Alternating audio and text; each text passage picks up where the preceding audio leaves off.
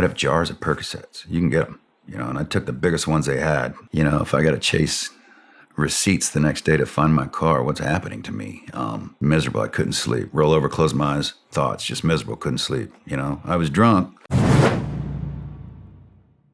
People don't understand that are listening. I understand all the guys that the similar backgrounds, they understand.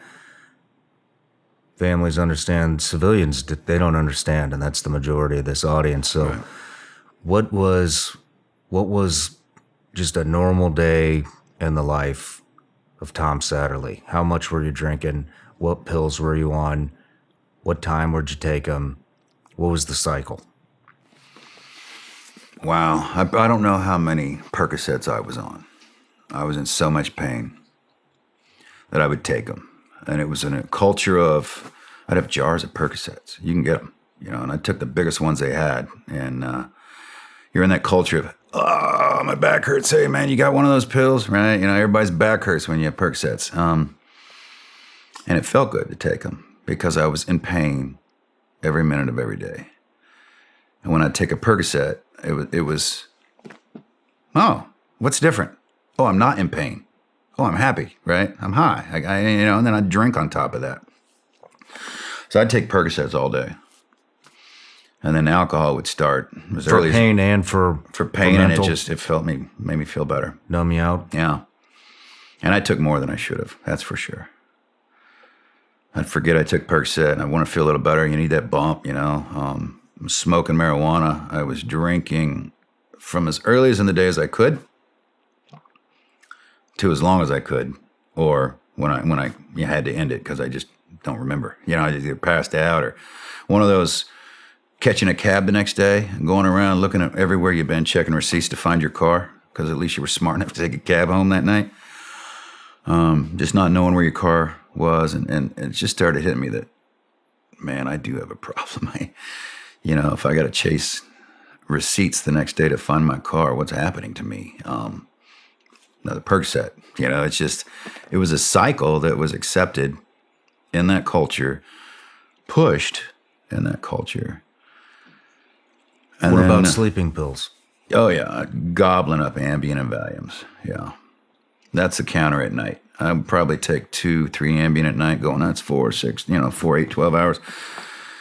I'd pop 2 Valium. I'd wake up and chew another Ambien, hoping it would hit me quicker, and just laying in bed with my eyes open. Miserable. I couldn't sleep. Roll over, close my eyes. Thoughts, just miserable. Couldn't sleep. I was drunk, and I'd just roll there and lay there until I'm hungover. And then probably about 4, 5 in the morning, I'd close my eyes and be like, finally. Waking up at 7, just miserable. Go to work. If I wasn't late, and just not talk until 11. Then go get some lunch in me and Tom's back, Percocets make me happy. And that went on for a long time. Percocet started a long time ago from the surgeries. What about pick-me-up in the morning? Adderalls, cocaine, anything like that? No. In Jordan, I'd have some coffee, which I didn't drink coffee, and I'd dump a little Kahlua in there on the way to work. And I don't even know why, because it didn't do anything. But you know what I mean? As much as I drank a little, but I think it was I'm having a little drink, so that's good. Or maybe it was the party time, even though I was working. It was like a good time that we're going to have here. And then I realized I can't do this as a leader in front of these guys because it creates an environment where it's okay for everyone else to do this, How long did you stay in that cycle for? How many years? 10. 10 years? Maybe more. 10's a good number. Yeah. I'd fudge a little higher if I had to. That's a long time. It took a long time for awareness. And then when the awareness came, it took a long time for acceptance. There was more denial than acceptance.